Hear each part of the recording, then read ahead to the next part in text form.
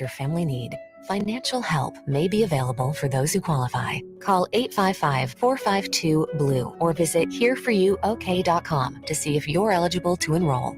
Blue Cross and Blue Shield of Oklahoma, a division of Healthcare Service Corporation, a mutual legal reserve company. I'm Jordan Klinger, an attorney at McIntyre Law. The decision to hire an attorney after you've been injured is important. The decision on who to hire is even more important. At McIntyre Law, we will settle a case if the offer to our client is fair. Partial justice is no justice at all. At McIntyre Law, we are committed to obtaining full justice for our clients. Contact McIntyre Law at 405-917-5200 or visit us at mcintyrelaw.com. Today, this breakfast isn't just breakfast. It might be the first McDonald's breakfast you're having at McDonald's again.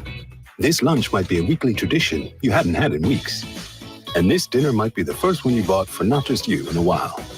Whatever this order is for you, McDonald's will be here to take it. Get more of the chicken you love with a delicious McChicken sandwich for $1. And for an extra buck, add a refreshing Dr. Pepper. Dining rooms are starting to reopen in certain communities at participating McDonald's. Cannot be combined with any other offer or combo meal.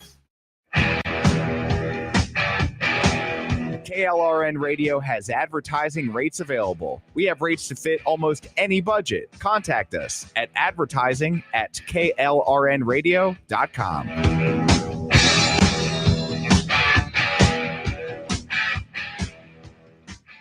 Hi, I'm Mike, founder of DollarShaveClub.com. What is DollarShaveClub.com? Well, for $1 a month, we send high-quality razors right to your door.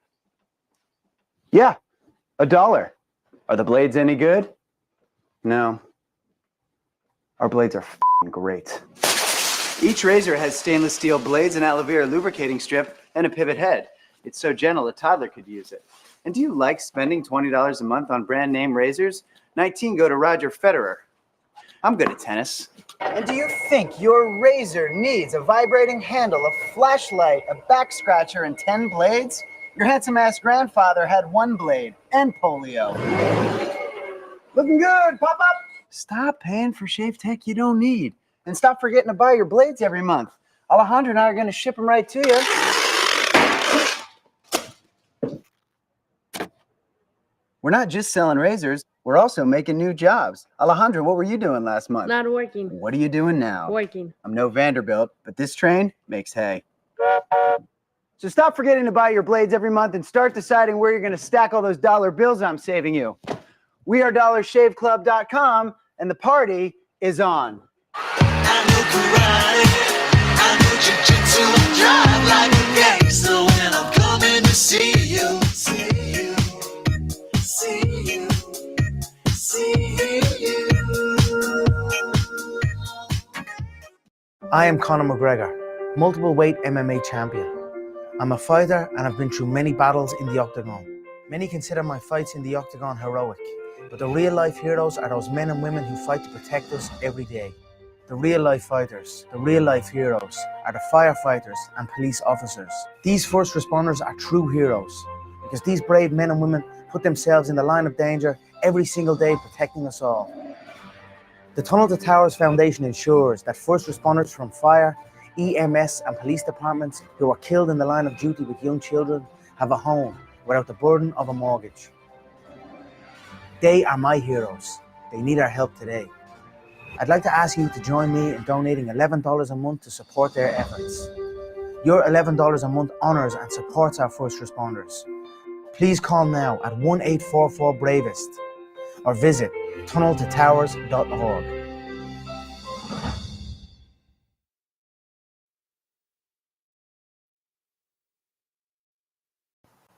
The following program contains coarse language and adult themes. Listener discretion is advised.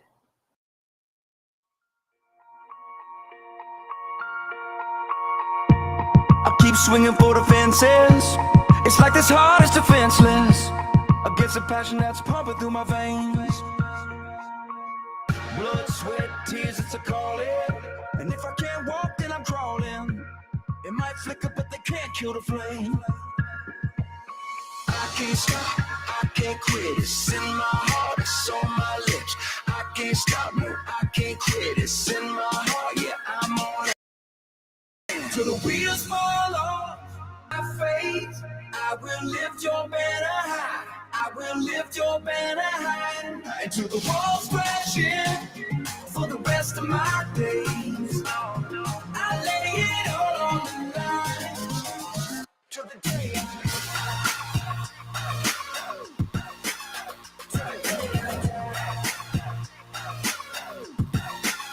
till the end of the line.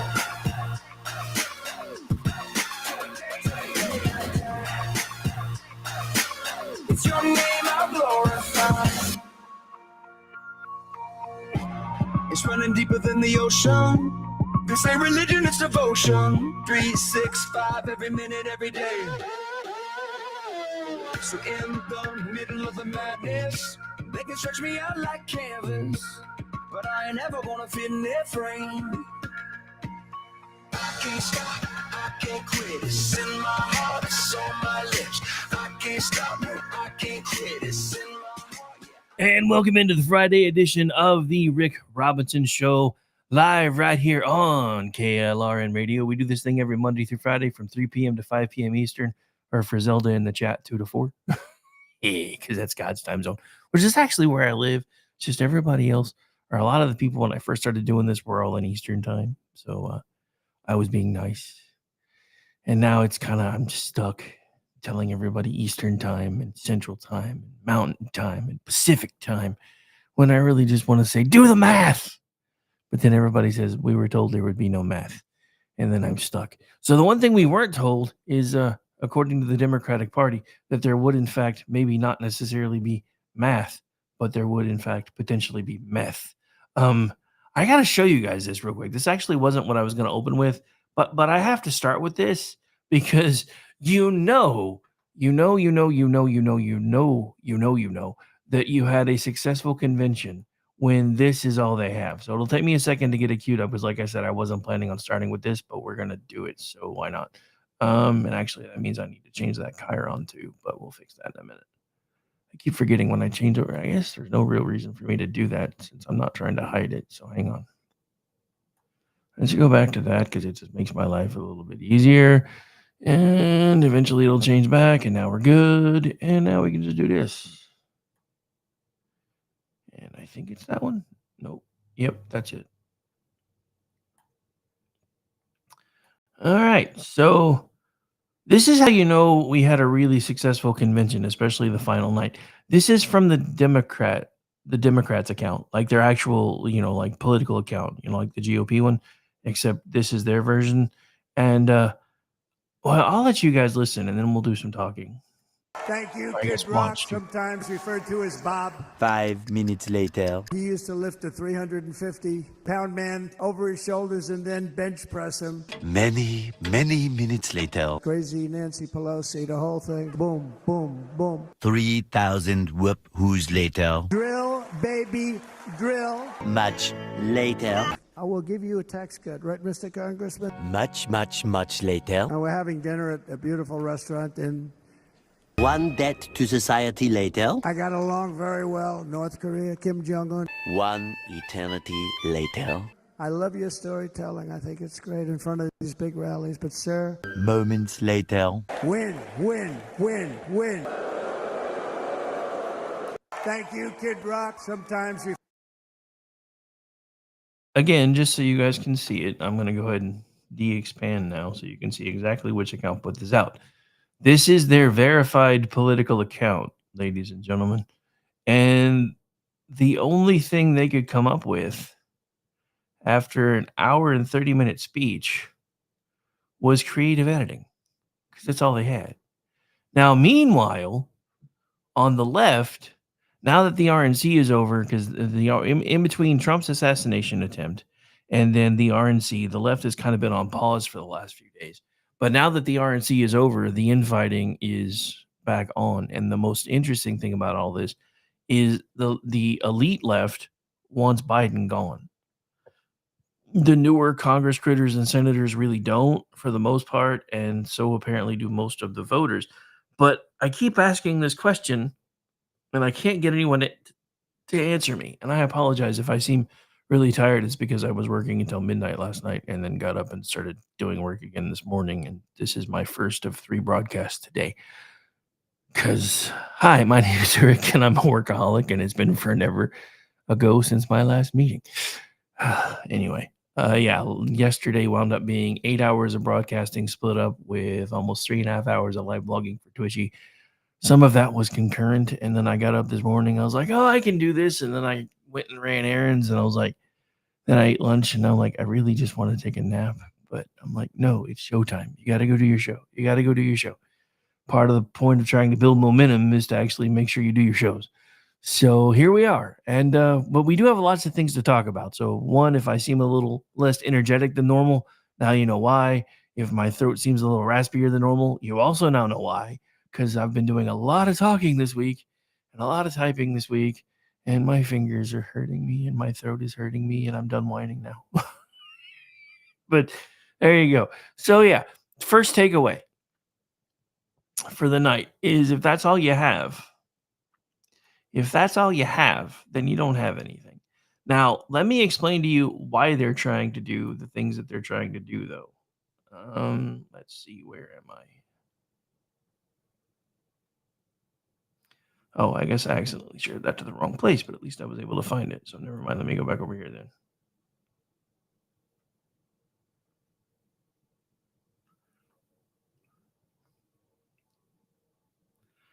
All right. So next clip, and this was from, I believe, night 1. I think it may have been 17th. So that would have been, I guess, Wednesday. So maybe it was night 3. Anyway, so I have a clip of Van Jones, CNN, Van Jones. I need you guys to check this out. Hang on.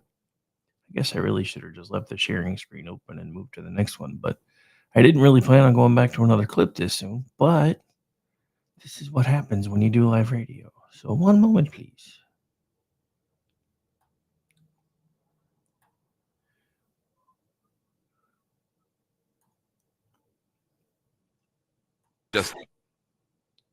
Oh, of course, now it's going to be dumb. Hang on.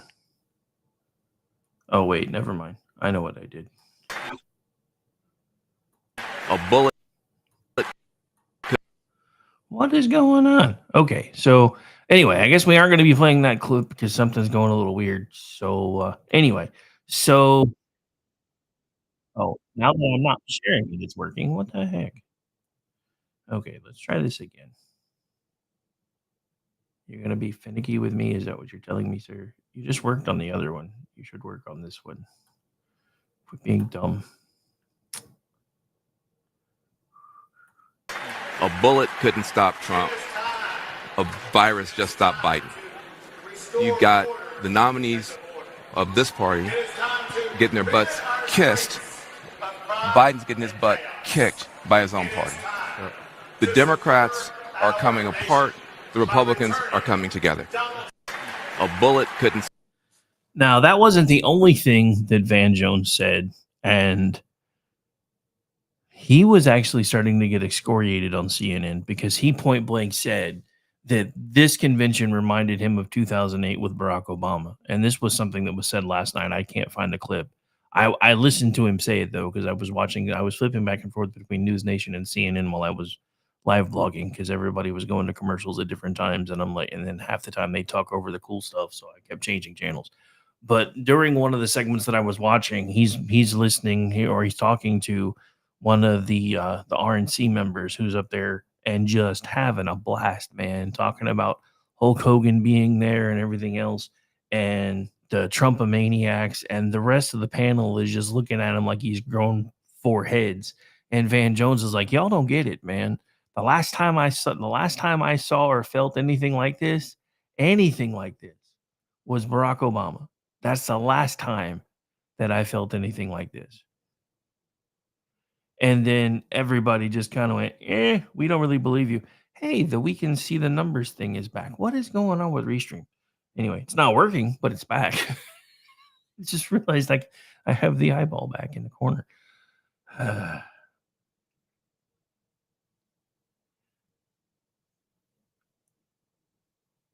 Anyway, so yeah, so now you have Van Jones, so there's that. But look, before we get into any more clips, there's some things that I definitely want to talk to you guys about today. Because and I said this last night. If you were listening until the wee hours of the morning last night, or just before midnight my time, which would have been 1 o'clock for most of you other folks that tune in usually, then you may not want to hear this again. But I'm just going to be honest. I didn't even realize how down in the dumps I was until last night when I started seeing because up until last night everything was still kind of still a little somber. I mean, there were moments, but it was still kind of somber. And then everybody's like, we just don't know. I mean, we hadn't really heard Trump speak anywhere since the shooting. And then I had concerns, even with what I had put out on social media. I feel completely vindicated with what I put out on X now after listening to him last night. And we're going to get into a lot of that today because here's the thing. I haven't seen him that way before. I've never seen him I've seen him connected, but I usually see him connected by riling up the crowd.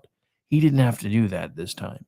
He didn't have to get them into their we don't like this group or we don't like that group, which is all the Democrats are doing right now. It's like the paradigms have shifted. All I heard last night from Trump is we're going to fix this issue. We're going to fix that issue. We're going to fix this issue. We're going to fix that issue. These are the things that we're going to be focusing on, and these are the things I'm going to do from day one, and then we're going to tackle the rest of this stuff later. Now, there were a couple things like the cure for cancer. I was kind of like, yeah. I mean, I'm a conspiracy theorist, so I kind of think they already have that, if I'm being honest. It's a lot more monetarily incentive. What words am I looking for? It's a lot more. I can't think of the phrase I'm wanting to use.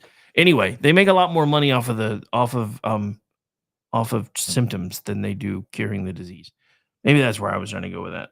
So I think with some of the things that I've seen with cancer now that were like unsurvivable just a few short years ago. I mean, I just lost my aunt last year to thyroid cancer. There was a time, I mean, it did eventually get her, but there was a time she would have been gone almost a decade ago. And because of the treatments and the way that they've advanced, she actually got to live for almost another 10 years. And it wasn't even really the thyroid cancer that got her. It was issues with her circulation in her legs and everything else that developed later. Yes, financially beneficial. Thank you, Zelda. That's what I was trying to say. It just wasn't working. Anyway, where are you guys? The chat's kind of slow today. Not that I'm not happy to be hanging out with Zelda again. She's been on vacation and hasn't been hanging out with us. Nerd. Anyway, she's home now. So yay. All right. Let's see. So, but I mean, look, I've never seen Trump the way that I saw Trump last night. Again, he usually has to get people angry to get them motivated. He didn't have to do that this time. And I've never heard him say one of the sentences that I heard him say that you guys may hear later in the show, again, because I have a clip for it. But when he's talking to the crowd and is like, I'm not supposed to be here. And you could just hear the actual raw emotion behind it. And I've seen that all through him all this past week because, and I said this last night, normally the candidate the candidate at the top of the ticket who's supposed to be accepting the nomination comes in to open the convention and comes in to close the convention. It's very rare that a candidate comes in for all 4 nights. It's also very rare that a candidate like Trump,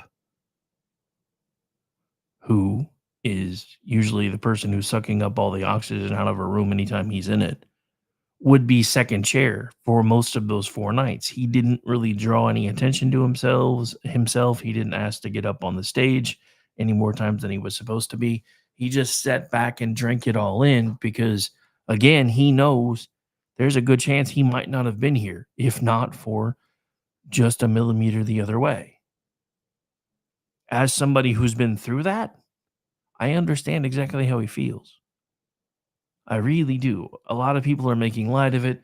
I know lots of people that are like, oh, he probably didn't even really get shot. That's probably some glass from the teleprompter, blah, blah, blah, yada, yada, yada. I've been fielding those things all week. No, it's not. I can show you proof because there's pictures of the teleprompter still being intact. And it wouldn't even make any sense from the angle where he was standing when he was shot for it to be flying glass from the teleprompters that are in front of him while he's got his head turned the other way. Come on. I can't with these people. And then you've got the controversy over apparently the firefighter's jacket had his name misspelled on it. Nobody really remembers that for things like that, they're only really allowed to put so many letters on there. So they left one or two off because it is his actual gear. They provided proof that the actual jacket had the incorrect spelling of his last name. One of the funniest things about that for me, though, is one of the ladies that was yelling the loudest about Trump making a big deal with a jacket, with a firefighter's jacket with a misspelled last name and kissing the helmet, and probably not even being his stuff because it had a misspelling, was misspelling Guy's first name over and over and over again.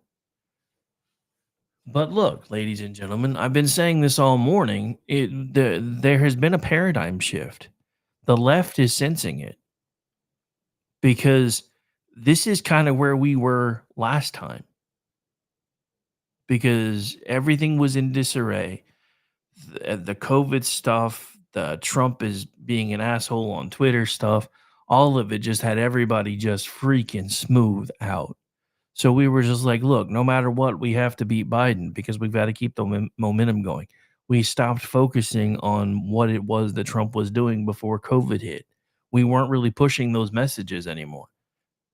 And even when we were, people weren't listening, if the few that were trying, because everybody had COVID burnout and Trump on Twitter burnout and everything else. So this is why the left is freaking out. This is why the elites are having a cow. Because now everything's on the other foot. All of the big wigs over there are like, we have to beat Trump at all costs. He's going to do this and he's going to do that. It's beat Trump or bust. And if that means we got to take our candidate and throw him off the bus, that's what we'll do. I also secretly believe that Kamala Harris may be taking a little bit of sweet vindication in the process of, or the concept of possibly being the one to throw Biden off the bus. Because does everybody remember their big dust up during one of the first debates about him trying to keep her off a bus? Because I do. So I kind of think she may be like, I get my revenge now because I get to throw you off the party bus, bitch. Karma. I mean, these people are not nice people. I keep trying to tell everybody. Now don't get me wrong. There are shady people on the right too. But there are usually a lot fewer shady people on the right than there are on the left. Because we do. Yeah, Blue Anon is definitely out in full force. If I can find it, I have an entire montage of a man on the street interview of everybody claiming that the shooting was fake. The Kamala Harris. Hey, that might work. All right, we're going to take a break. Going to go ahead and combine breaks. Take one a little bit early, take one a little bit late, and take a break.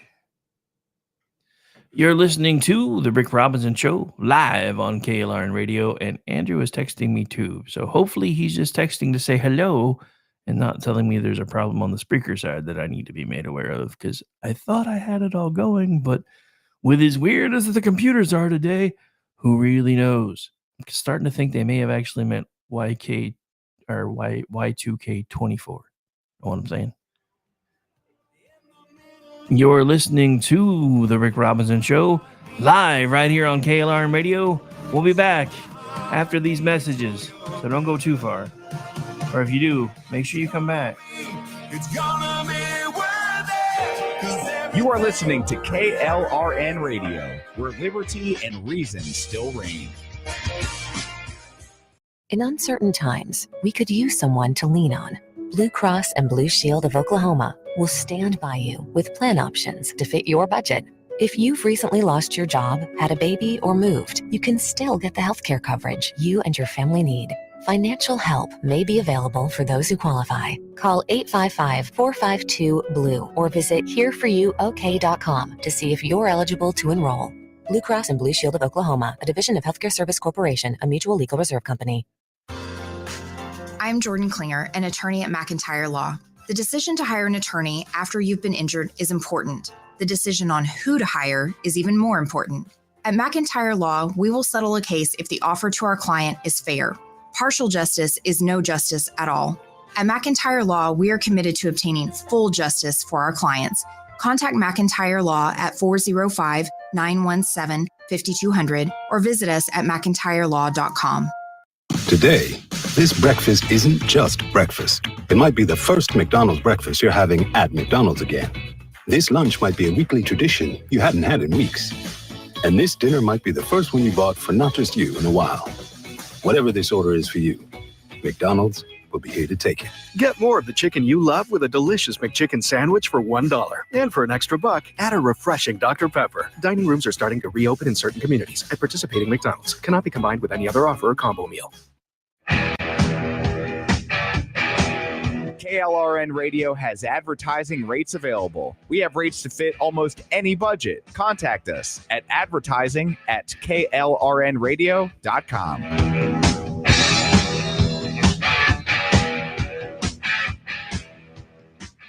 Hi, I'm Mike, founder of DollarShaveClub.com. What is DollarShaveClub.com? Well, for $1 a month, we send high-quality razors right to your door. Yeah, $1. Are the blades any good? No. Our blades are f***ing great. Each razor has stainless steel blades, an aloe vera lubricating strip, and a pivot head. It's so gentle a toddler could use it. And do you like spending $20 a month on brand name razors? 19 go to Roger Federer. I'm good at tennis. And do you think your razor needs a vibrating handle, a flashlight, a back scratcher, and 10 blades? Your handsome-ass grandfather had 1 blade and polio. Looking good, Pop-Up! Stop paying for shave tech you don't need. And stop forgetting to buy your blades every month. Alejandro and I are going to ship them right to you. We're not just selling razors. We're also making new jobs. Alejandro, what were you doing last month? Not working. What are you doing now? Working. I'm no Vanderbilt, but this train makes hay. So stop forgetting to buy your blades every month and start deciding where you're going to stack all those dollar bills I'm saving you. We are DollarShaveClub.com, and the party is on.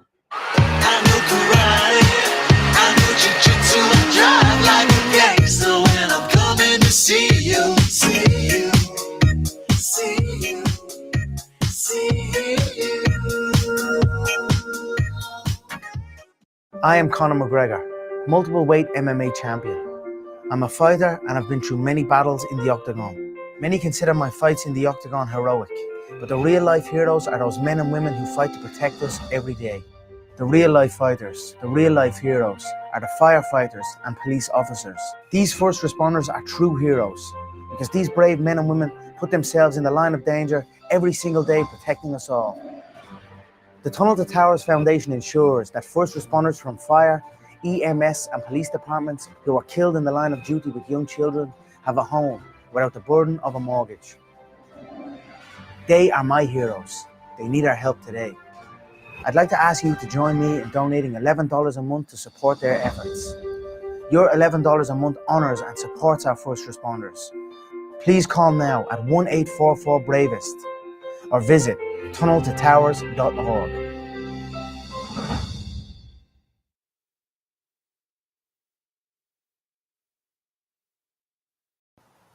The following program contains coarse language and adult themes. Listener discretion is advised.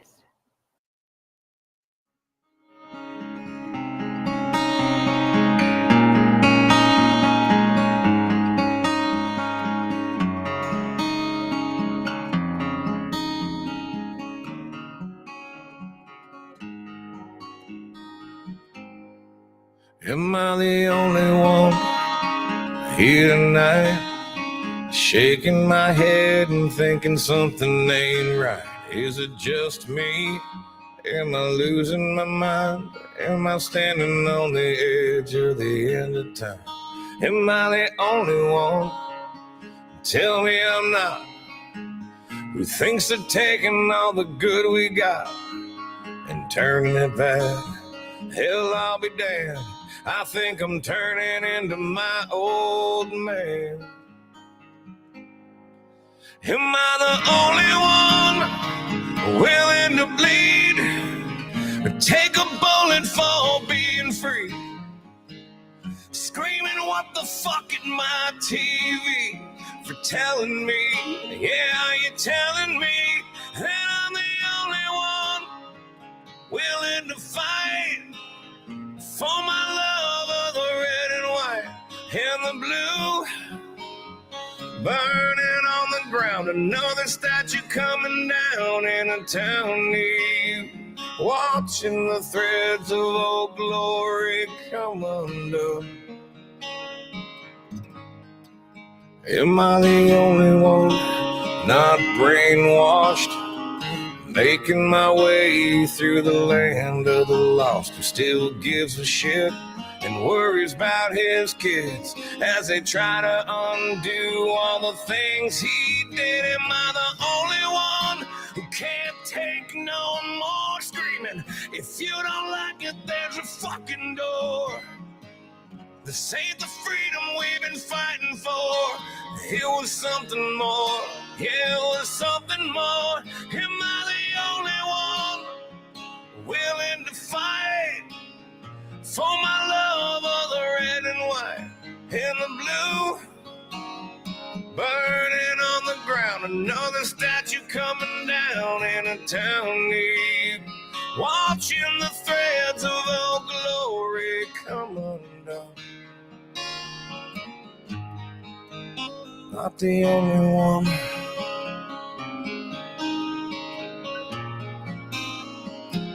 I can't be the only one.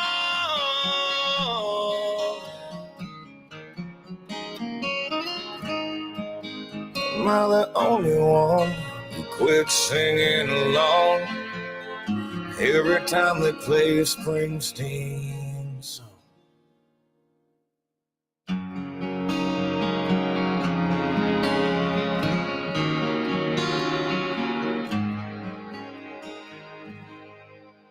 Am I the only one sitting here, still holding on, holding back my tears for the ones who paid with the lives they gave?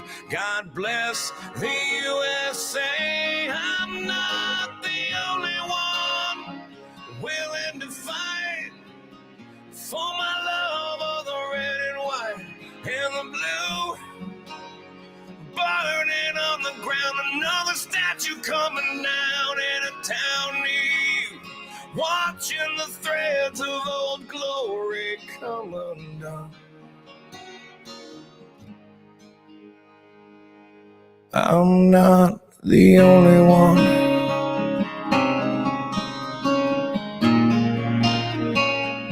I can't be the only one.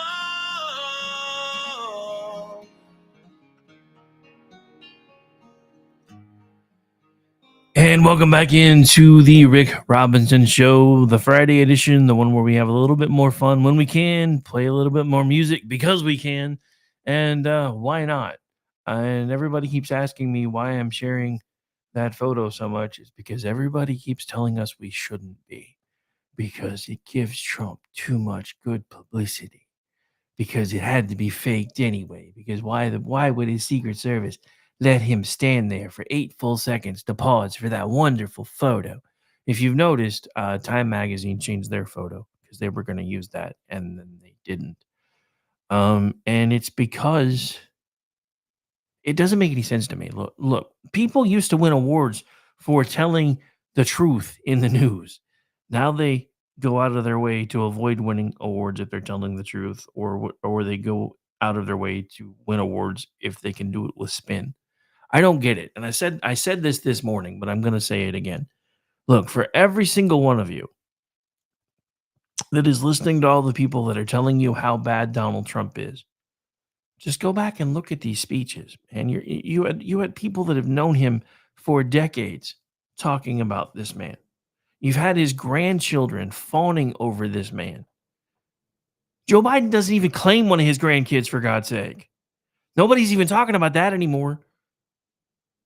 Donald Trump has one of his oldest granddaughter on the stage telling everyone what a wonderful grandpa he is, and Joe Biden doesn't even claim one of his. You want to talk about stark differences? Let's start talking about stark differences, and let's start there. Let's talk about the stark differences if it were the GOP right now screaming that we wanted a do-over before our convention and that we were going to do some sort of quick, short, open primary before the convention. Can you imagine what the left would be saying right now? Oh my God, look at the GOP. They're just proving yet again that they don't like the democratic process and they think their people don't know what they're doing and they're going to choose their candidate for them. It's exactly what they would be saying right now. But Rick, you don't understand. Joe Biden is really old and really feeble, and we didn't know. The hell you didn't know? You didn't care. All of you knew. Maybe not 30% of the rank and file Democratic voters, because they're just now starting to tune in. But the rest of you knew. Every single one of you knew, the same that we knew, and we're trying to tell you, and you're like, no, you're full of crap, and you're a liar, and these are cheap fakes, and these people are doing this with deceptive editing. I would like to remind you of the piece that we opened the program with from the Democratic account, if you want to talk about deceptive editing, just for one. All right, so where was I going before I got distracted? Oh, yeah. But if you're listening to all these people that are just telling you how evil Donald Trump is, how bad Donald Trump is, you need to look at what their motivations are. Because I can tell you right now, most of the people that are screaming the loudest either have a vested interest in holding on to their power, a la the ones in Washington, who just want to hold on to power at all costs, or you have the washed up celebrities that have now become mouthpieces for Biden, looking at you, Stephen King and George Takei, looking at you, Toe. How you doing? Or you've got the pundit class, like Bill Kristol and Joe Walsh, who were the original Candace Owens, ladies and gentlemen. That's the point I've been trying to make for the longest time. Nobody wanted to believe me. Nobody wanted to listen to me, but I kept trying to tell everybody, these people just go wherever the money is. They don't care. They're going to go whichever way they feel the political wind shifting that they can glom onto and get people to follow along and listen to and click on their stuff. That's where they're going to go. Ladies and gentlemen, I am a paid political pundit. I have officially become one within the last year. I get paid to do everything that I do. Sometimes I make a little bit. Sometimes I make a lot. That's not the point. I would gladly hang up the microphone today and put down the pen today if it meant that America got to be safe, free, and happy again. These people don't want that. These people don't need that. They need you. They need you mad. They need you fighting mad. They need you upset. They need you looking at the government and realizing how broken it is instead of wanting somebody to come in and actually fix it. But the thing about it is, that is a twofold problem, because you've got the pundit class that doesn't want that. I mean, I don't really know why the celebrity class is that heavily into it, because they're going to make residual income off of a lot of things now that you can pretty much monetize everything. So I don't really know why they're doing what they're doing. That whatever it is their own motivation, and I don't really care. And that's just the truth of it. Again, looking at you, George Takei and Stephen King. You guys are the ones that keep showing up in my feed talking all the smack. Speaking of which, Stephen King, when you take apart an Oreo, when you describe it, you don't take off the top cracker. Nowhere on the package does it say Oreo cracker. It says Oreo cookie. Cookies and crackers are not the same, bro. You could have got away with wafer, because that's kind of what it is. It's 2 chocolate wafers with cream in the middle. You could have said wafer. Nobody would have noticed, but you had to call it a cracker. What are you, racist? Why you got to start throwing around cracker? Anyway, sorry. Non sequitur. It happens. But no, I mean, seriously, folks, it's this simple. I would give up what I do right now today if there wasn't a need for me to do it anymore. I'm not going to be somebody that changes directions all the time based on where the winds are blowing, etc. Any opinion I give you is my honest opinion. My opinions may change, but I'm never going to be the one chasing clicks to try to tell you what you should think. If it was that easy with everything that I have the ability to monetize right now, I'd already be making bank. But I couldn't look at myself in the mirror if I did that. Because I started this for one specific reason. I felt like the folks that had been doing this were starting to lose touch with the people that they said they started doing this for. I felt that way for a long time. Maybe I'm wrong, maybe I'm not. I don't know. Only you guys can decide that. But what I do know is I hope there gets to be a point where I don't have to do this all the time anymore, where I don't have to explain to you why you shouldn't trust the media, where I don't have to explain to you why you really shouldn't trust most of your elected officials. I don't like having to do that.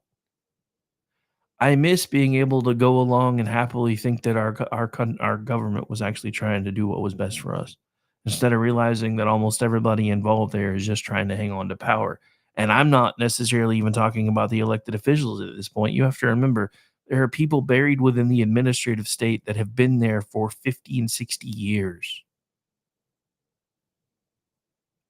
This is why Donald Trump started getting so much pushback, because he wanted to go in and clean out the inefficiency and the ineffectiveness.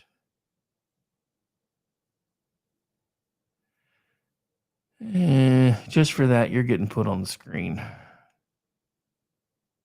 And yes, I do. So meh. But anyway, I digress.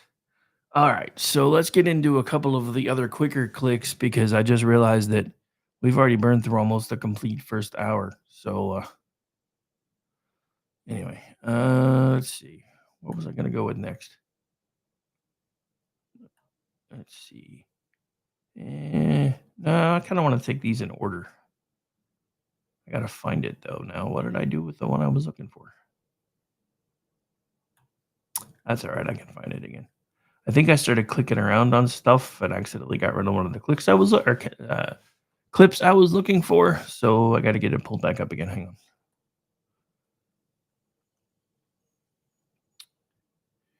on. All right. You know what? I think we will go back down here. Makes it easier for me in the long run if I do this on a different screen. So hang on.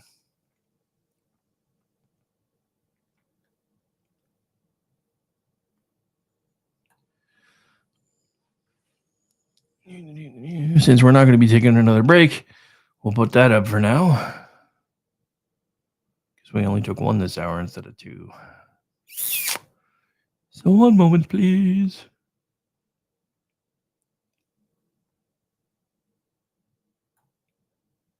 No, that's not it. That is, though. I don't understand why sometimes when I do this, it works the way it's supposed to, and then other times it goes nuts.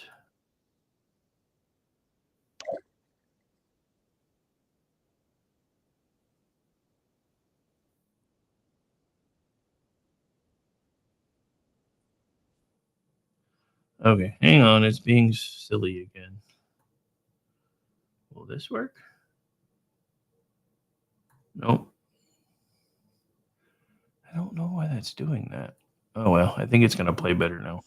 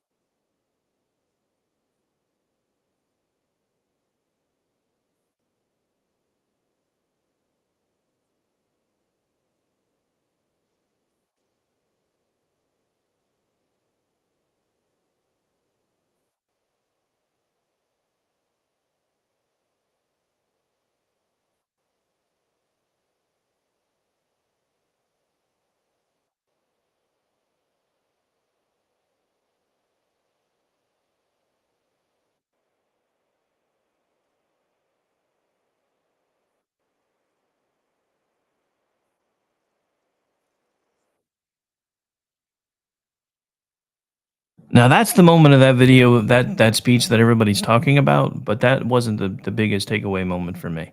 The biggest takeaway moment for me was when he went out of character, because everybody knows that he's not really Hulk Hogan, that he has a name, and his name is Terry. And last night was the, I think, second time in my life I've ever heard him use his real name.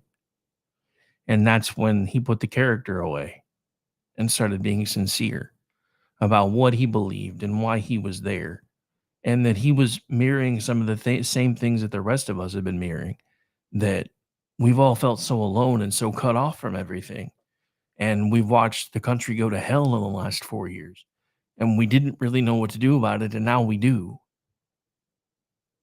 And that's why, for the first time in forever, I actually have a glimmer of hope for the future. A glimmer of a future where I'm not having to do this all the time. And I know there are hundreds of thousands of other people doing this, but I feel like this is what I'm supposed to do.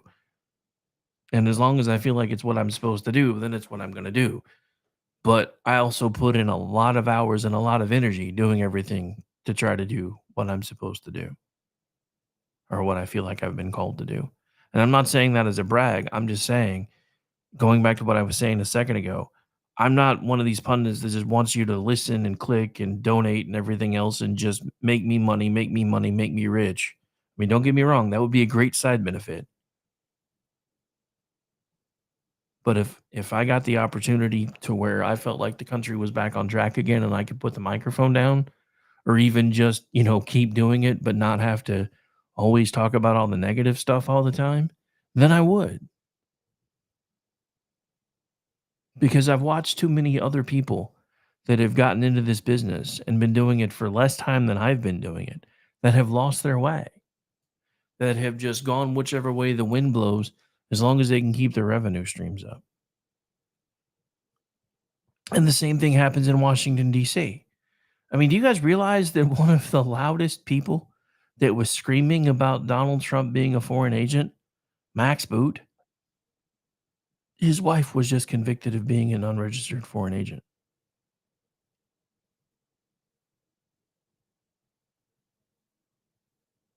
Menendez, U.S. Senator, foreign agent.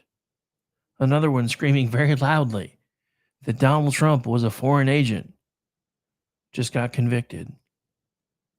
I keep trying to explain this to you. The people that are yelling the things the loudest at you, the most vehemently at you, about either you or about other people, they're projecting their own securities about themselves onto you or these other people. Everybody on the left that is screaming about how much of a direct threat to democracy Donald Trump is, that's because they know if given the opportunity, they would be. Why do you think they're the first ones talking about throwing the old man off the bus because he's not beneficial anymore? Now, we're going to get into this for the last few minutes because this is something that just occurred to me today. You've heard Joe Biden over and over and over again tell everybody that Kamala Harris, or as I like to call her, the Kami Lama, or now we're going to maybe change it to the Carmi Lama, I don't know, is qualified to be president. If that's true, then what happened to you selling yourself to your voters as a transitional candidate, sir? You weren't even supposed to run for a second term. You told everybody that from the beginning because you understood the age issue, even from the beginning. And you said, look, let's beat this guy, and then we'll figure out who can take my place, and I'll be a transitional candidate. If Kamala Harris is able to be president now, then why didn't you put her up instead of yourself? Because it's not about America, sir. It's about you.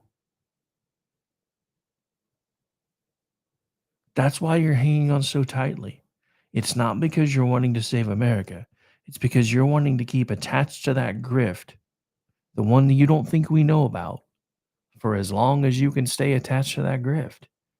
The problem is, sir, we do know about it. And we've known about it for a long time. We just like your mental health situation, we kept being told we don't know what we're talking about. Except we do, in fact, know what we're talking about. because you let the cat out of the bag multiple times. So either you're a braggart and a liar, or you yourself have committed a quid pro quo. I'll let you decide which one it is. Because I don't really care, because I don't like either one. But I've played the video on this show of you in a closed meeting with some donors bragging about how you got funding shut off for Ukraine until they fired a very specific prosecutor. And I quote, I told them I'm only going to be here for about 6 more hours. If you haven't fired him before my wheels leave the ground, you ain't getting the money. And I'll be damned, before I was wheels up, they fired him, so they got the money. Now, that's a paraphrase, but it's basically what he said, which takes everything they accused Donald Trump of doing with Zelensky and throws it right out the window, because nothing was actually stopped.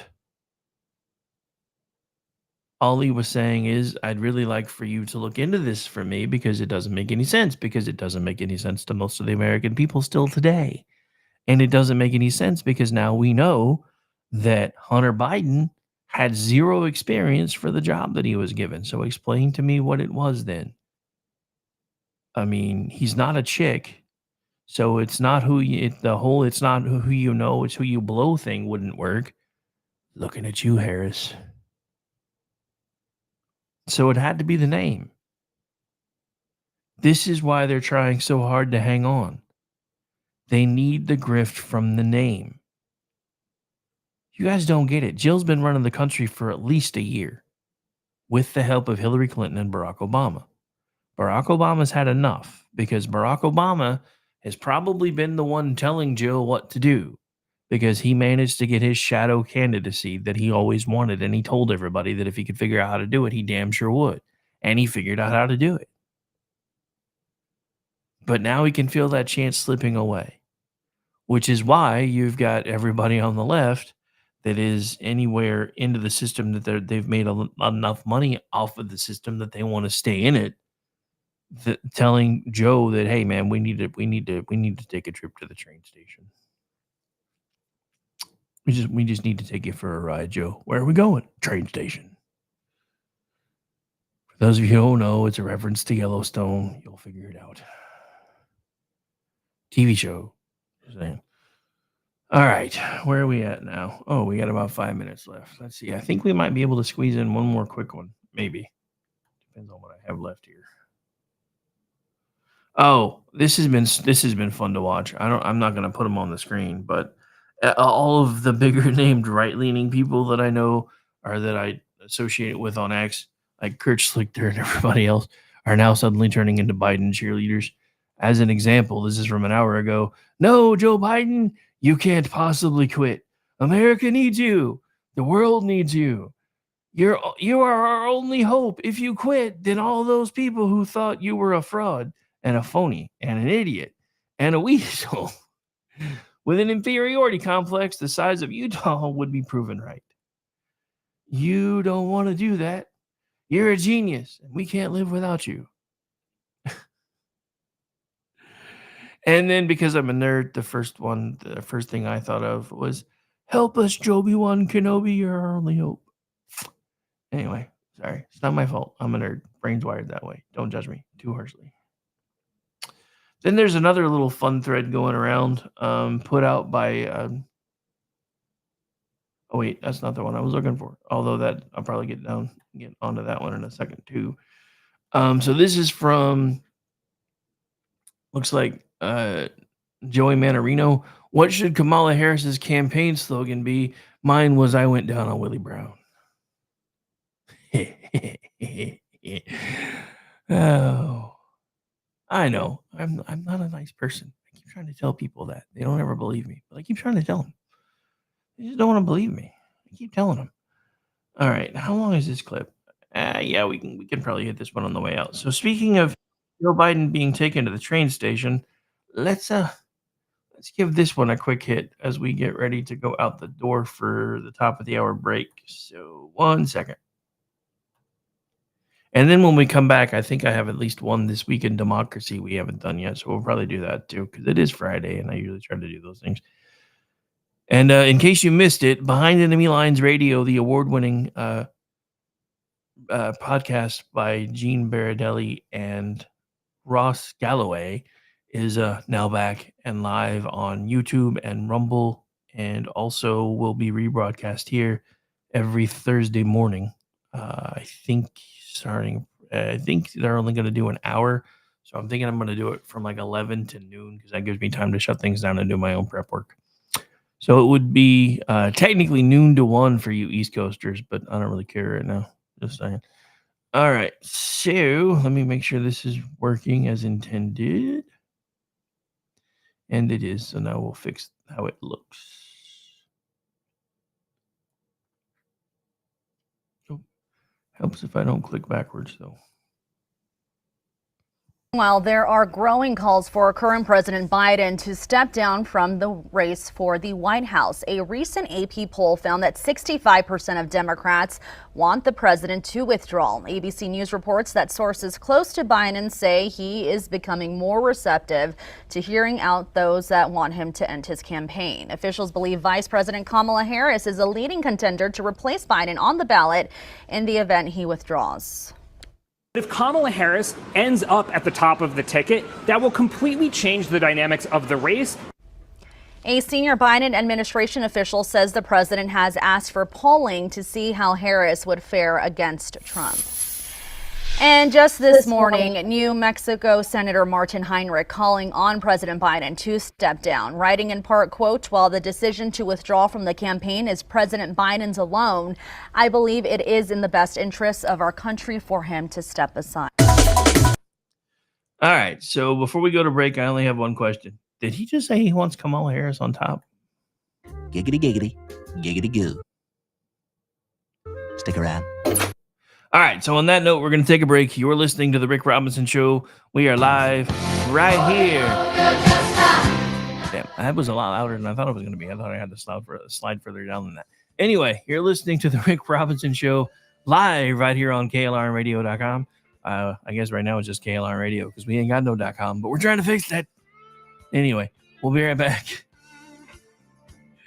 Me working without a net with no sleep. Fun times.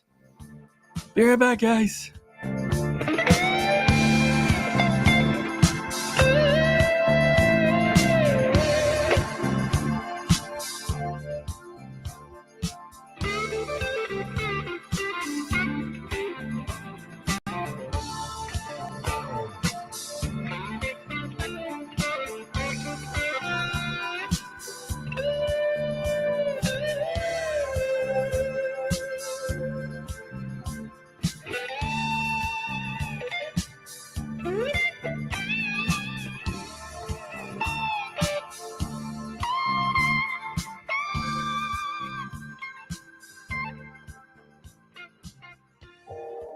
You are listening to KLRN Radio, where liberty and reason still reign. In uncertain times, we could use someone to lean on. Blue Cross and Blue Shield of Oklahoma will stand by you with plan options to fit your budget. If you've recently lost your job, had a baby, or moved, you can still get the healthcare coverage you and your family need. Financial help may be available for those who qualify. Call 855-452-BLUE or visit hereforyouok.com to see if you're eligible to enroll. Blue Cross and Blue Shield of Oklahoma, a division of Healthcare Service Corporation, a mutual legal reserve company. I'm Jordan Klinger, an attorney at McIntyre Law. The decision to hire an attorney after you've been injured is important. The decision on who to hire is even more important. At McIntyre Law, we will settle a case if the offer to our client is fair. Partial justice is no justice at all. At McIntyre Law, we are committed to obtaining full justice for our clients. Contact McIntyre Law at 405-917-5200 or visit us at mcintyrelaw.com. Today, this breakfast isn't just breakfast. It might be the first McDonald's breakfast you're having at McDonald's again. This lunch might be a weekly tradition you hadn't had in weeks. And this dinner might be the first one you bought for not just you in a while. Whatever this order is for you, McDonald's will be here to take it. Get more of the chicken you love with a delicious McChicken sandwich for $1. And for an extra buck, add a refreshing Dr. Pepper. Dining rooms are starting to reopen in certain communities at participating McDonald's. Cannot be combined with any other offer or combo meal. KLRN Radio has advertising rates available. We have rates to fit almost any budget. Contact us at advertising@klrnradio.com.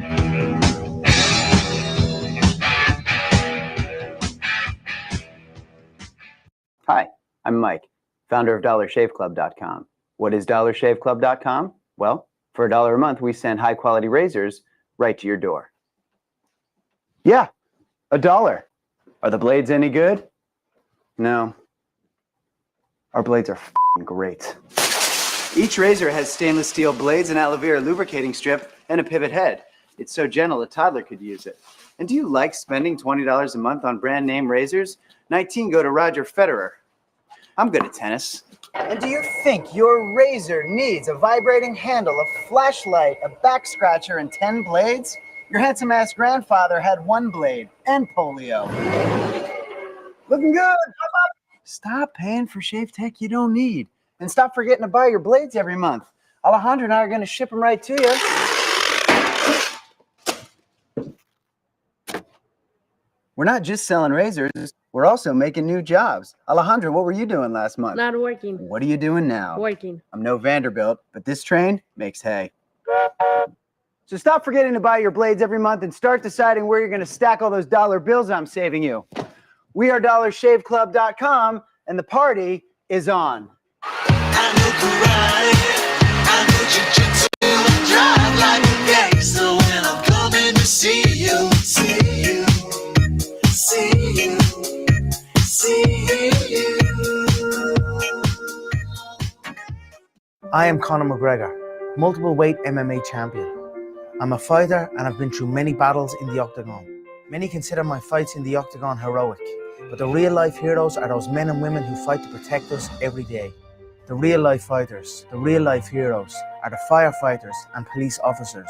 These first responders are true heroes because these brave men and women put themselves in the line of danger every single day protecting us all. The Tunnel to Towers Foundation ensures that first responders from fire, EMS and police departments who are killed in the line of duty with young children have a home without the burden of a mortgage.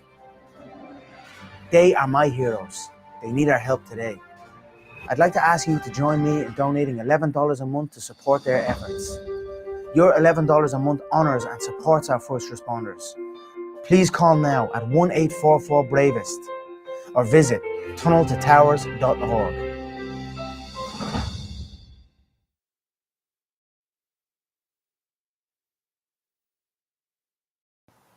The following program contains coarse language and adult themes. Listener discretion is advised. I am a real American. Fight for the rights of every man. I am a real American. Fight for what's right. Fight for your life.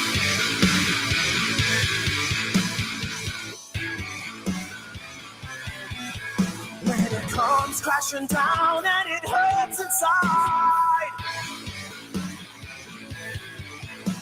you gotta take a stand, it don't hurt to hide.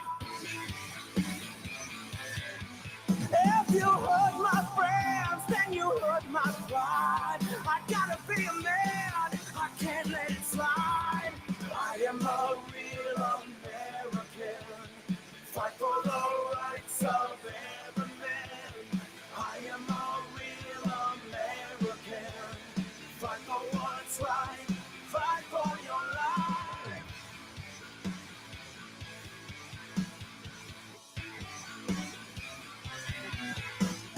I feel strong about right and wrong.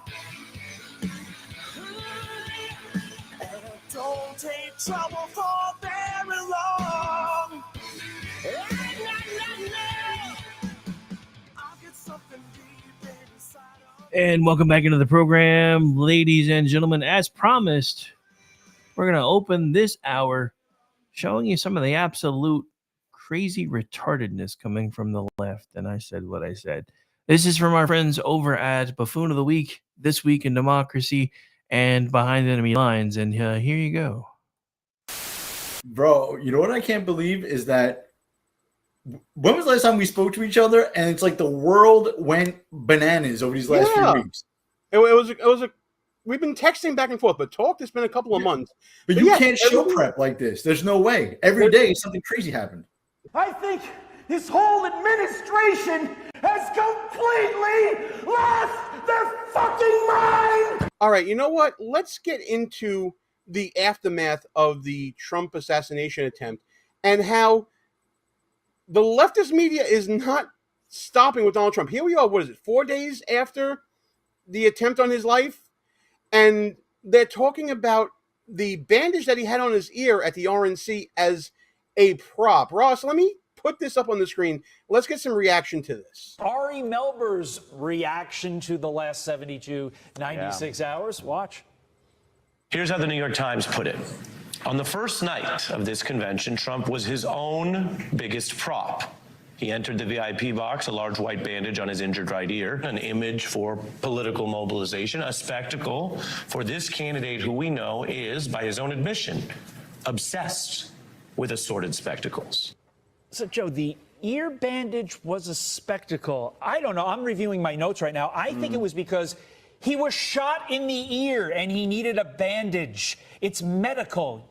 You hear the way Ari Melber put that? His injured right ear. Injured, to your point. A bullet went through the ear, and he's wearing a bandage because he lost part of the ear. We are 3 days since this man nearly got his head blown off, only because he turned his head a little bit more to read some notes that were given to him on a screen around immigration. Is he alive right now? And MSNBC, as sick as they are, and Ari Melber, as sick as he is, go to hell, Ari Melber, quite frankly, because to say something like that, it's a prop. Give me a break. Show any sort of human dignity in this moment, and he couldn't do that, as could many on that network, quite frankly. Go to hell, says Joe Concha. What do you think? Russ, you agree? Go to hell? Go to hell. I mean, did you see the initial thoughts that President Biden had? Go directly to hell. Or spell or form a coherent thought. When it was like almost in real time, they asked him, and he's like, well, I have an opinion, but I don't have all the facts just yet. So I got to find out a little more before I tell you what I think about this incident. Like, yeah, I mean, what was his opinion? Like, what could his opinion have possibly been other than my political rival was just shot at and someone tried to kill him? What opinion could he have possibly been trying to form? What new evidence would have came out? Unless he also thought it was fake. Well, Ross, you know, the mainstream media had that problem as well. In fact, I wasn't thinking about bringing this up, but take a look at this. This is something I made for one of the shows. Look at these headlines here. Trump removed from stage after loud noises. Trump escorted after loud noises. Everybody was watching Anchorman apparently this week. Loud noises! And to tell you the truth, Gene, when I saw these things popping up, they all I did really this. thought they Rush were off fake. stage after popping noises. But didn't you think they were fake? Like, how could these be real? How could CNN have said he fell? I agree. Like, it was so absurd. I was like, there's no way that's real. I don't. Somebody say something. Go ahead. The other thing I wanted to just bring up real quick, just for discussion's sake, like, Trump is a bad mofo, right? I know we're trying to like keep it clean here. He's a bad mother effer. What? Oh my God! The reaction. What if this was a Democrat? Any Democrat, right? Gabby Giffords. I heard about how evil we all were for months after Gabby Giffords got shot. Okay, when Steve Scalise got shot, and when anybody wearing a MAGA hat got beat up during 2020, and when someone charged the stage and tried to kill Lee Zeldin, which we all kind of forgot about, the majority of this violence comes from the left, right? But now all of a sudden Trump's faking it. There's literally a bullet that came whizzing across the screen. It's on camera. The guy went down. Secret Service is basically admitting that they dropped the ball. She's in hiding. Biden don't even know who his Secret Service director is. Whoa. But Ross, he's a Republican. Aren't we all being told that he was a registered Republican? His parents are registered Republicans. Trump, I guess, not necessarily targeted the household, but did a profile in the household and thought that they were responsive to 2A issues. Come on. Yeah. Aren't you ignoring the elephant in the room? All of you guys out there, please just let's go down the rabbit hole, shall we? After you. No, after you. The kid was 20 years old. Wasn't he 20? 20 years old, yes. So when did he register to vote? I'm just curious. I'm assuming in Pennsylvania it's 18, like the Constitution says, right? 18-ish. So he registered to vote 2 years ago. And then the other piece of information we got is that he donated money to a Democrat PAC, right? What was it? Act Blue? Act Blue. And he did it on Biden's inauguration day. Which was 3.5 years ago, 20 minus 3.5. He was somewhere in the vicinity of 16 to 17 years old donating money to Joe Biden / Democratic PAC / Act Blue, right? None of this makes sense, Gene. None of it. When you were 16 or 17 years old, did you give money to a PAC and then register to vote as the opposite party, 6 months later? Like, does it even make any kind of sense to you? Nothing makes sense anymore. No, nothing makes sense to me because, honestly, how can you make sense of the unconscionable? How can you make sense of the unsensible? You can't. Nobody talks about Lee Harvey Oswald's political affiliation. Nobody talks about John Hinckley's political affiliation. Nobody talks. I don't. Correct me if I'm wrong. Was it Sirhan that shot RFK Sr.? Yeah. I forget his name. I think that's what his name was. Sirhan, yeah. No one is talking about his political affiliation. We just talk about that they're freaky little wackadoos, right? You know what, though? F that. They are wackadoos, but I am going to talk about their political affiliation. I don't care what this guy was supposedly registered as. He might have got registered in a fake mail-in ballot 2 years ago. I have no idea, right? I know he shot President Trump. Who would shoot President Trump? Not a Republican. I will tell you that right now, right? So, no, it came from the left. Most political violence does come from the left, not just in this country, around the world. The Prime Minister of Japan, killed. I can name them all off if I had them in front of me. Maduro, someone tried to shoot at him. All these people from the left, they got to watch. Yeah, but you know what, though? And a friend who's texting me brought this up as well. How do we know that this kid didn't register this way or whatever way he did because of parental influence or to please his parents? We don't know. And I think that's kind of the point. We just don't know the deal with this kid. Where's the director of Secret Service, Gene, so we could know? Like, what's going on with our government? Like, why don't we know? I think the director of Secret Service is measuring the slope on the roof that the shooter was on to see if it was safe or unsafe for the Secret Service to go onto. So that's what you remember during the debacle of a debate, President Trump called out President Biden on a host of issues, but one being you have not fired a single person. Flashback. He should have fired every military man that was involved with that the Afghanistan horror show, the most embarrassing moment in the history of our country. He didn't fire. Did you fire anybody? Did you fire anybody that's on the border that's allowed us to have the worst border in the history of the world? Did anybody get fired for allowing 18 million people, many from prisons, many from mental institutions? Did you fire anybody that allowed our country to be destroyed? End of flashback. Why is this person not fired? Okay, yeah, maybe it's not the director's job to do a site sketch and make sure that nobody has line of sight on a protectee. Maybe that's true, right? But what kind of environment or culture did she put into place at the Secret Service? One of her first orders of business when she took over was to say that she wanted 30% of the on-the-ground agents to be female. What the hell does that have to do with protecting anyone? Like, her priorities are misplaced. She dropped the ball. Her agency dropped the ball. The buck has to stop somewhere, Gene. I want answers. Gene, the other thing before we move on is, where's the calls to ban AR-15s again? Oh, now AR-15s are good, right? Oh, they're coming. AR-style rifle. They're coming. They're coming. I certainly believe that. But you don't hear that from the right. The right's not saying we should have banned AR-15s, right? I'm saying that guy was a maniac. He's probably a Democrat. He definitely leans Democrat, right? But it wasn't the gun. It was him and an inept Secret Service. Like what you see so far? Go ahead and smash that thumbs up button. Also, leave us a comment and tell us what you're thinking. And don't forget to subscribe so you never miss another show. Well, now you just get into conspiracy theories, Russ.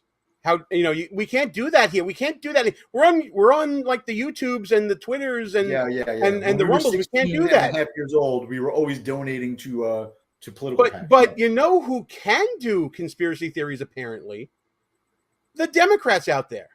I saw this X account, this Twitter account from James Flug, who hit the streets, I think it was in California, to get some perspective, if you will, from, well, let's just call them Blue Anon. This ought to be good. False flag. False flag. Yeah, false flag.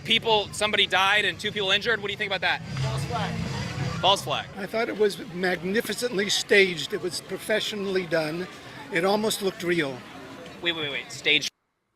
Professionally done. All right, so it was like take 3, everybody. They had the clackers on the screen. I'm sure they had Scorsese directing it, making sure, and bullet, and grab your ear, and drop to the ground. Cut, print, check the gate, moving on.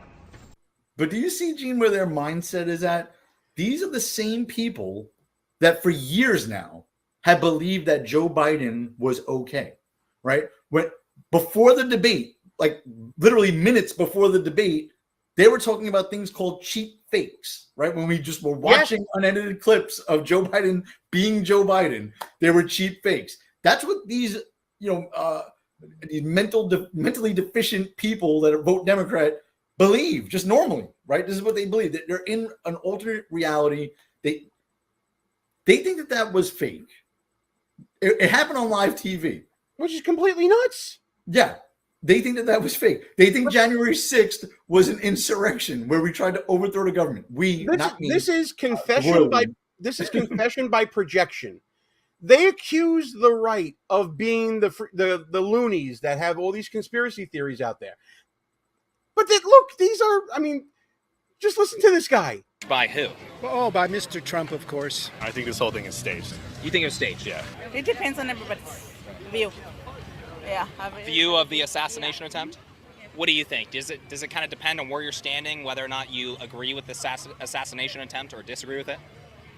I just don't see that being the truth, but that's I'd rather just not make any comment. Really quick, what are you talking about the truth? What do you mean? Oh, you just don't believe it was an assassination attempt? No. Please don't. No. We're so anti-Trump. I don't even want to. Was it a bad thing, though? Was it a bad thing? Would you condemn it? Oh, that he got shot at? Of course. Yeah, you never do that. Of That's course, all. you don't do that. That's all. Of course. Now, she's saying, of course, she's going to be the sensible one, right? No way. Yeah, that's really bad. Yeah, exactly. You don't do that. Was it staged? Probably. Are you kidding me here? Come on. He got shot. It's so horrible he got shot. But it's where do the people who actually got shot in the crowd, one of which died, where do they go to get their $1 billion settlement? Like Alex Jones is supposedly have to pay out for saying that Sandy Hook was staged, right? These people are saying it was staged. Someone died, right? Forget about Trump's bandage on his ear. Thank God he survived, but someone died. Well, they have the power of anonymity. I think they should be sued, right? I don't know. Well, they have the power of anonymity. They're just faces on the street doing this. But there are people on the Twitters and on the social medias that said just the same thing. And I think certainly they should be sued. I think that Libs of TikTok is out there posting all of their thoughts about this, and whether they're saying that they were happy that Trump was given a lead injection, or whether they're saying that it's all staged, or they have questions about that. It's out there in the ether. No, it's out there, and the stage thing, the quote unquote mainstream media, they're not really going down the staged route so much. What I've been seeing a lot of is they're talking about they don't think the bullet actually hit him. They're like, oh, it must have hit the teleprompter screen. And there was some glass that caught him in the ear. Don't spoil it. Someone shot a high-powered rifle at the president. Like, that is huge. In the grand scheme of things, it doesn't matter if it hit him, grazed him, ricocheted. Like, it wouldn't matter. It's still insane. They say that in this video. We're going to keep going. Yeah. Okay, so you think Trump maybe staged a fake assassination for support? Okay. Yeah. And that resulted in somebody dying and other people being critically injured? I haven't seen the news today. I'm not here for the news. I haven't seen anything. I'm on vacation. So you just thought it was fake? Of course. One person died in the crowd, 2 critically injured. What happened there? Small price. It wouldn't matter to Trump. Do you think he cares if people die for him to be elected? That doesn't mean anything to Trump. So it wasn't fake. So, I mean, at least that part wasn't fake. Which part was fake? Well, the guy dying, he did that for Trump. I mean, so Trump hired someone to shoot past him and kill some of his supporters. It's a conspiracy. Well, to kill a supporter and injure 2 others. Yeah. That apparently, again, blue. They want to talk about QAnon. This is Blue Anon right here. And the Secret Service is playing along. Like Amanda said in the chat that they found IEDs in his car too. So Secret Service is in on it now. Amanda, thank you for the chat right there. Yes, the IDs were found in the car. But they didn't go off because that's fake. It's all fake. It's all an illusion. You didn't see anything. Don Jr. put him in the car. Of course, it was Barron. Barron did it. From whose side? Do you think Donald Trump staged it for attention? Could be, or it could be the other side trying to make a scene or something. But I don't. The fact that they only got his ear and he would stood up and said America. I don't. Come on. Right. It doesn't feel normal. What is our evidence for suggesting that it was a fake assassination attempt? I think that he walked away alive with perhaps a scratch on his ear. Yeah, it grazed his ear. Yeah. Of course, behind the scenes, that was all fabricated. Some noise. They put a little scratch on his ear, threw a little blood on his face. Now, so you think that they planned from 130 yards away to shoot off the corner of his ear? And they never shot off the corner of his ear. That was all done by the people hanging around him. Nobody ever shot off his ear. Jesus, where do we find these people? Flip the tables here, people. What? If a Republican was saying this about an attempted assassination of Joe Biden, what would the reaction be? Yes. Or even Obama. Think about that one. What would have happened there? Oh, absolutely. Pick the Democrat of your choice. Yeah. And flip the script. This is how you know it's buffoonery. I mean, this is just, I can't believe this nonsense here. And God forbid, by the way, I despise Joe Biden and his policies, but I would be extraordinarily upset if someone took a shot at him, right? Unfortunately for him, if he got tackled by even a female Secret Service agent, Joe Biden probably is not going to get back up, right? That would probably be the end of Joe Biden, but I would be very angry, right? They should be angry that someone shot at a president or a former president or future president, right? It's insane.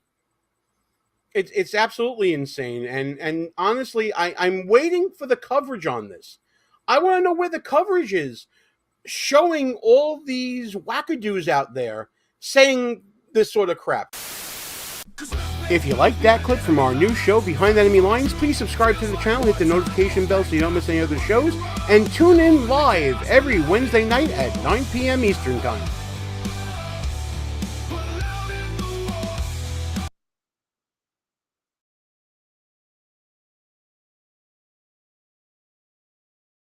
Okay, so lots to unpack there. I don't even know if we have enough time to unpack all of it because there's still stuff I haven't shown you yet for today. Good God. So the dude, the older guy, right, who's like, yeah, no, they didn't even actually shoot him. That was all just, when he went down, they scraped his ear, they threw blood on his face, and they stood him right back up. So you're telling me that the Republican equivalent of Spielberg was directing this thing, and nobody in the crowd said anything. Now, the funny thing is, you heard that same man say, it wouldn't matter to Trump if anyone else died. There's a certain person named Sherry Jacobus spouting that same crap. I don't know what's happened to people. I really don't. They've lost their minds. And again, going back to what we've been talking about for this past few months when I started doing the afternoon show fairly regularly again, what's caused them to lose their minds in the way that they have? Except for the fact that they keep being told that their point of view is the only right point of view. Look, I've said this over and over and over again, and I'm going to keep saying it until hopefully at some point it sinks in. I think if we could get past some of this rhetoric and some of this BS, we would find we as average Americans probably agree on about 80% of the crap that needs to be fixed around here. They want us segregated and divided and broken up into groups by how tall we are, how fat we are, how skinny we are, what color our skin is, how much money we make, where we work, whether we work, do we have a house, do we rent, are we homeless?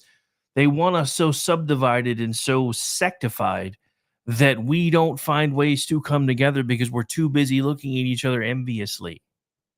And this is something that I've talked about for a very long time. There was a shift in the United States of America, and it started shortly after they decided that they needed the progressive income tax back. Because there was a time when father and son, just as an example, would be walking down the street, and young son would say, Father, look at that lovely vehicle. And father would say, Son, if you like that vehicle and you work hard enough, someday you might be able to have that vehicle. Because this is America, and here we can do what we want, when we want, because we are free people. Fast forward to probably maybe 60s when it really started changing. Daddy, look at that vehicle. It's so nice. Why do they have that vehicle, Daddy? Why don't we have a vehicle like that, Daddy? Son, don't you worry. Someday we will get them out of that vehicle, and they will be walking just like we are. Mwahahahahaha. Yes, am I being a little silly because I'm sleep deprived? Absolutely, but it's still true. This is what the RNC got back to last night. This was the first time in a long time I heard a party remind you of what things could be like if you came together, instead of trying to tear people apart and pick off the ones that were willing to listen to you. And we have another clip that I'm going to be rolling as soon as I can get it pulled back up. Hang on. That's not the one I'm looking for. That's not the one I'm looking for yet either. But that one is. All right. So hang on. I'm going to go back over here.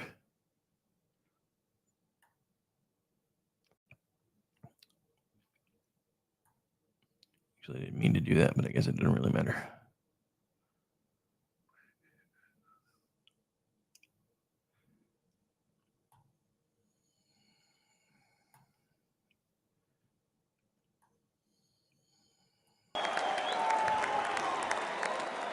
Good evening, ladies and gentlemen. I am Dana White. I am the CEO and president of the Ultimate Fighting Championship. So 2 weeks ago, I got a call from President Trump asking me if I'd be willing to speak tonight. As usual, there was no pressure, no demands. He asked me as a friend, and of course I said yes. Then, after I accepted his offer, he sent me a text message, and I just want to read to you a little piece of what President Trump wrote to me. Dana, I'm so honored that you will be doing the introduction at the National Republican Convention. Think of it as the biggest fight you ever had, a fight for our country and even the world. I only wish you didn't have to interrupt your family trip, but I hope they understand, they love you, and they know how important this is. Now think about this. This man's running for president of the United States. He's fighting for the future of this country, and he's concerned about interrupting my family trip. That's the President Trump that I know. A man who truly cares about people. The mainstream media likes to push the narrative that he doesn't care about anyone but himself. I absolutely know that's not the truth, because I've been friends with this guy for 25 years. And for the people who know me, they'll know this is true. I just want to make something very clear. Nobody in the Trump campaign has ever told me what to say. Nobody tells me what to say, and I'm nobody's puppet.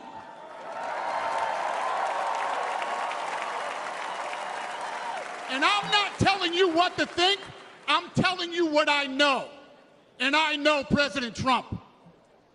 I know President Trump is a fighter. I've been saying this since 2015. Now look at what's happened over the last 10 years. We have all seen it with our own eyes. I'm in the tough guy business, And this man is the toughest, most resilient human being that I've ever met in my life. The higher the stakes, the harder he fights, and this guy never, ever gives up. So what's at stake here? The answer is in President Trump's text, and I quote, "A fight for our country." I know why he's running for president again. Why else would he put himself through everything he's dealt with just to get back here? We all know he doesn't need this. This guy's got a great life, he has a beautiful family, and he has achieved everything that you could possibly achieve in life. I know President Trump is literally putting his life on the line for something bigger than himself, and he's willing to risk it all because he loves this country.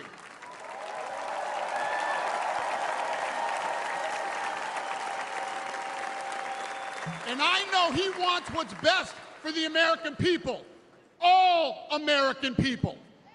I know he's running for president to save our American dream. I'm living the American dream, and I know the American dream is very real. Whether you were born in this country or came here from someplace else, this is the last real land of opportunity. President Reagan once said, "Government's first duty is to protect the people, not run their lives." And if you're buried in government red tape, how will you ever start your own business? If you're struggling to pay your bills, how can you ever afford to start a family?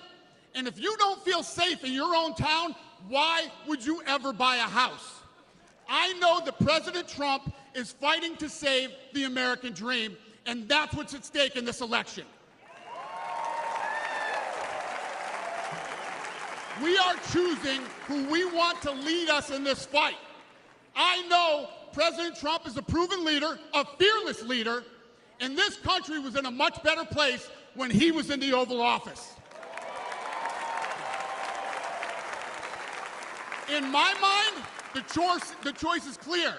But this election, we all get to choose. I know I'm going to choose strength and security. I know I'm going to choose opportunity and prosperity. I know I'm going to choose real American leadership and a real American badass.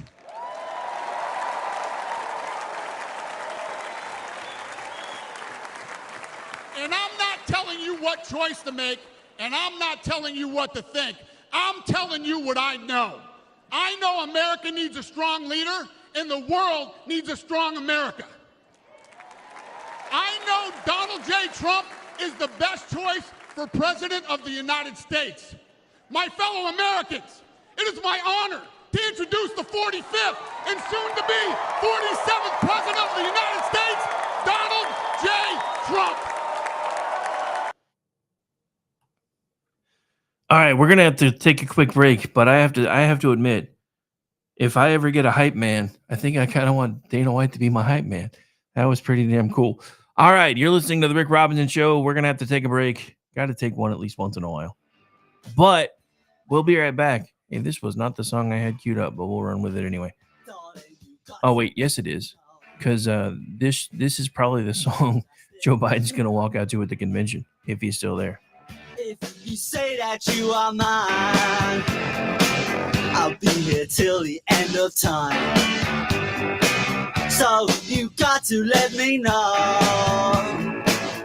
Should I stay or should I go? All right, we'll be right back. Stay tuned. You're listening to the Rick Robinson Show live on KLRN Radio. Having a little bit of fun with you on a Friday afternoon. Hope you are enjoying it. If you like what we're doing here, make sure you follow along with me at RowdyRick73 on X. Follow along with the station at KLRN Radio and tell your friends. And I'll even go a little bit further. If you hate what we're doing, definitely tell your friends. Hate clicks are the best clicks. I'm Rick.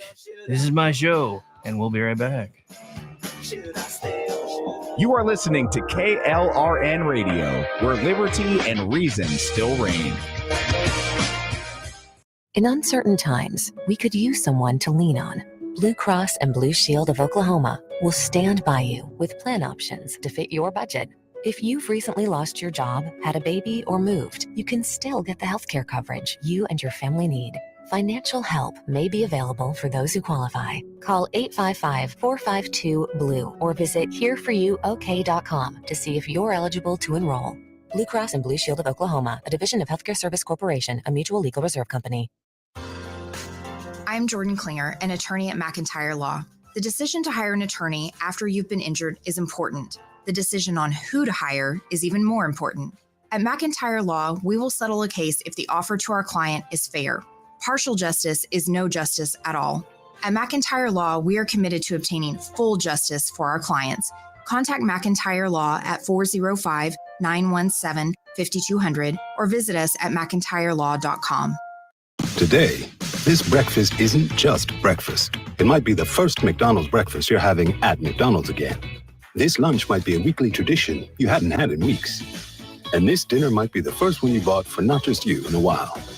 Whatever this order is for you, McDonald's will be here to take it. Get more of the chicken you love with a delicious McChicken sandwich for $1. And for an extra buck, add a refreshing Dr. Pepper. Dining rooms are starting to reopen in certain communities at participating McDonald's. Cannot be combined with any other offer or combo meal. KLRN Radio has advertising rates available. We have rates to fit almost any budget. Contact us at advertising@klrnradio.com.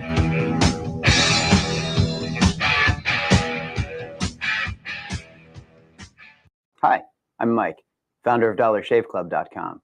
What is DollarShaveClub.com? Well, for $1 a month, we send high-quality razors right to your door. Yeah, $1. Are the blades any good? No. Our blades are f***ing great. Each razor has stainless steel blades, an aloe vera lubricating strip, and a pivot head. It's so gentle a toddler could use it. And do you like spending $20 a month on brand name razors? 19 go to Roger Federer. I'm good at tennis. And do you think your razor needs a vibrating handle, a flashlight, a back scratcher, and 10 blades? Your handsome-ass grandfather had 1 blade and polio. Looking good, pop up! Stop paying for shave tech you don't need. And stop forgetting to buy your blades every month. Alejandro and I are going to ship them right to you. We're not just selling razors, we're also making new jobs. Alejandro, what were you doing last month? Not working. What are you doing now? Working. I'm no Vanderbilt, but this train makes hay. So stop forgetting to buy your blades every month and start deciding where you're going to stack all those dollar bills I'm saving you. We are DollarShaveClub.com, and the party is on. I know karate, I know jiu-jitsu, and drive like a gangster when I'm coming to see you, see you, see you, see you. I am Conor McGregor, multiple weight MMA champion. I'm a fighter and I've been through many battles in the octagon. Many consider my fights in the octagon heroic, but the real life heroes are those men and women who fight to protect us every day. The real life fighters, the real life heroes are the firefighters and police officers. These first responders are true heroes because these brave men and women put themselves in the line of danger every single day protecting us all. The Tunnel to Towers Foundation ensures that first responders from fire, EMS and police departments who are killed in the line of duty with young children have a home without the burden of a mortgage. They are my heroes. They need our help today. I'd like to ask you to join me in donating $11 a month to support their efforts. Your $11 a month honors and supports our first responders. Please call now at 1-844-BRAVEST or visit tunneltotowers.org.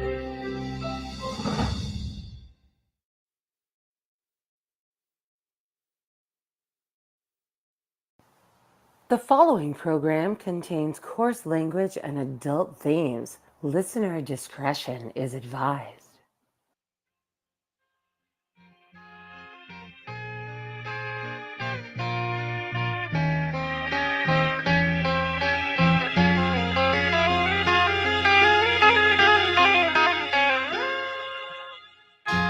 Every time that I look in the mirror, all these lines in my face getting clearer. The past is gone, even when I lie. Isn't that the way? Everybody's got the dues in life to pay.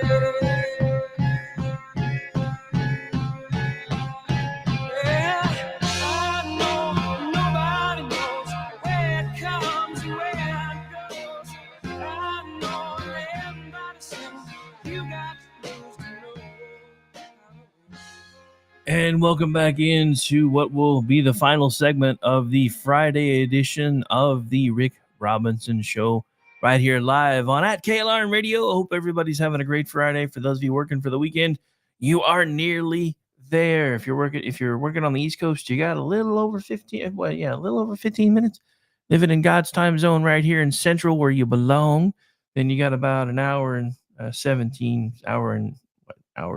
18 minutes. I can't do math today. Don't judge me. And then if you're in on the West Coast, why the hell haven't you left yet? Speaking of which, before we get into the final bit of the speech, it's the last segment I wanted to play of the RNC was from Trump. But before we get into that, did you guys hear what just happened in California? Gavin Newsom just passed a law that makes it legal to not disclose to parents the gender identity of their children if they decide to tell their teachers that they want to be a different gender.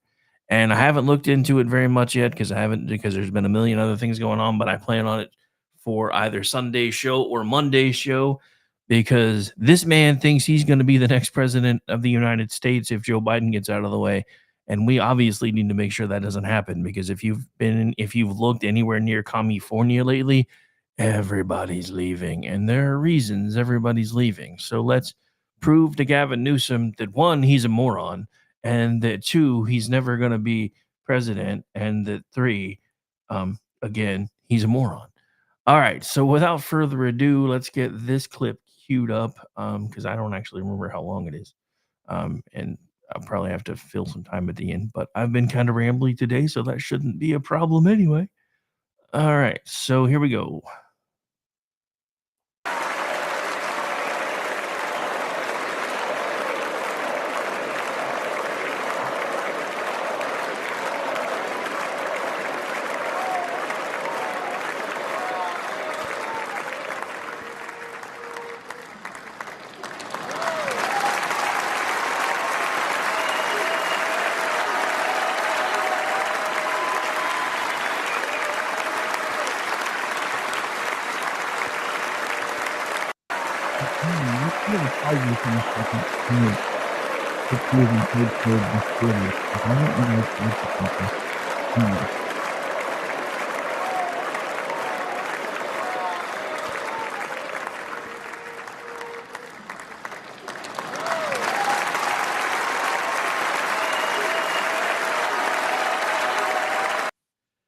When is the last time you saw that look on Donald Trump's face? I have been saying this since Saturday, and I'm going to go over this again just in case you're joining us for the first time. There is a chance that the evangelicals that are throwing a fit about Donald J. Trump have missed a threefold sign from God, and I'm about to go over it with you. For those of you who may be listening for the first time, believe it or not, this man who is imperfect, who is flawed, who cusses like a sailor is also an ordained minister. I just realized at some point along the way that I misheard my calling. And that's why I think I do what I do now, or why I believe I do what I do now, because I think it's what I was supposed to do all along, and I just hadn't figured it out yet. Now, that being said, see that bandage? The bandage CNN's making fun of, the bandage MSDNC is making fun of, the bandage that's where it is because the part of his ear that was wounded is one of the most profusely bleeding parts of the body and must remain covered because if you bump it at all, it's likely to reopen and start bleeding again. Yeah, that bandage. But there's also something else significant about that bandage. Look at the ear that it's covering. That's the right ear. That's going to become significant in a second, I promise. So, first thing that leads me to believe that the evangelical Christians have missed something significant is Donald Trump is still here, knowing that he shouldn't be, knowing that this man is not. You can tell from the face. That is enough to change you. That isn't enough to reshape what you think. It's not going to change who he is, not completely, but it's enough to change your focus. And from this face, from the things that I have seen throughout the 4 days of the convention, he is listening. But let me explain to you what I believe he's listening to, because there's significance on the right ear in Scripture. The right ear is believed to be the ear that is open to communication from heaven and a connection to spiritual transformation. It's all throughout the book of Leviticus. You know what else is in the book of Leviticus? How priests were consecrated in the Old Testament. They were consecrated by the blood of a sacrifice being poured over their right ear. Now, I'm ordained, and I'm not telling you that I'm 1,000% sure of what I'm saying, but I'm telling you in my gut that God was trying to tell us something because we missed it the first time. I know we missed it the first time because by all rights, this man should have had us in a nuclear war within the first 5 minutes he was in office, and he didn't. You know who nearly took us to the brink of extinction? The administrative state. Dr. Fauci, who has been embedded in the United States administrative state since the 70s, possibly even longer because I don't have the information in front of me, is one of the people who was diabolically involved in us getting to the point where we nearly didn't survive. But again, going back to that face that's on the screen right now, I have never seen Donald Trump being this sincere in my life. And he's somebody that I've followed for a long time, even before he came out on the stage in 2015 or came off the escalator in 2015. You couldn't help it. He was everywhere. Every new talk show host that spun up a show, he was one of the first people that agreed to be on it with him.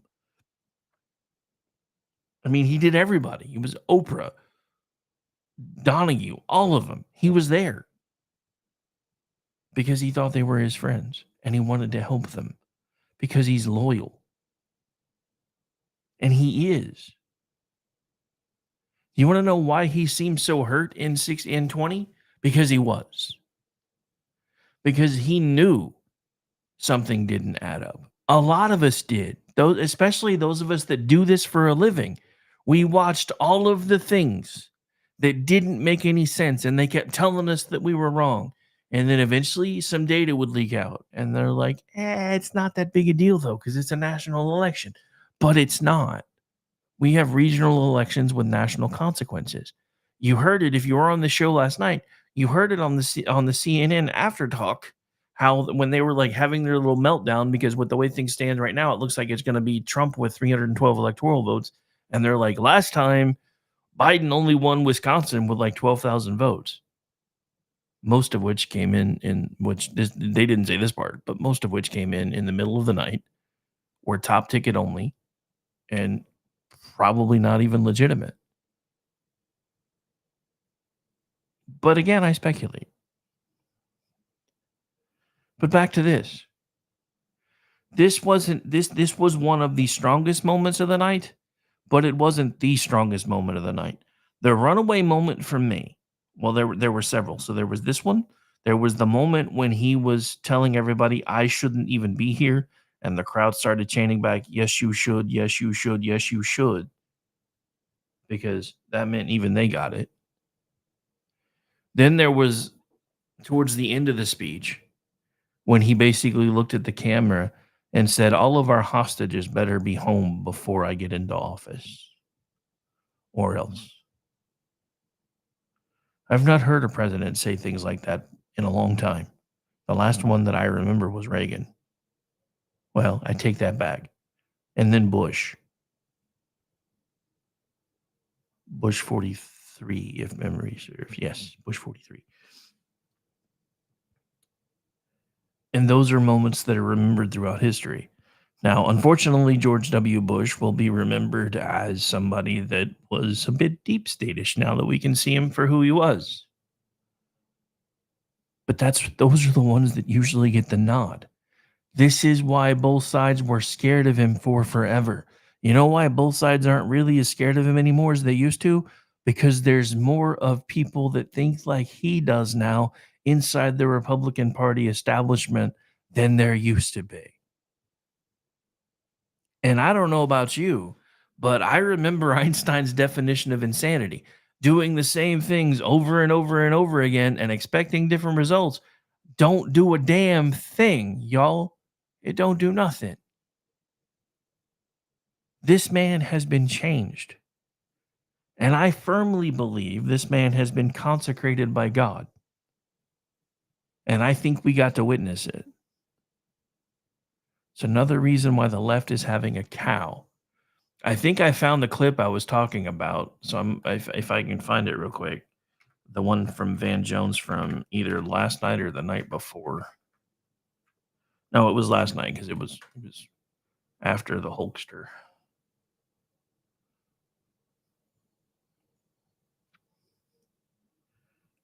Well, I said I thought I found it. Wait, yeah, there it is. Haha. Let me see if they have the clip or if it's just the readings. Looks like they don't actually have the video clip, but we do have a story about it. So this is from PJ Media, Chris Queen, Dateline today. It actually just went out a few minutes ago, just shortly after the top of the hour. It's not just conservatives noticing the energy at the RNC this year. This week's Republican National Convention was a heady, exciting affair. It wasn't stodgy and predictable like most party conventions are. And even with the sobering recent memory of the attempt on Donald Trump's life and other moments that tugged at everyone's heartstrings, the atmosphere was electric all week.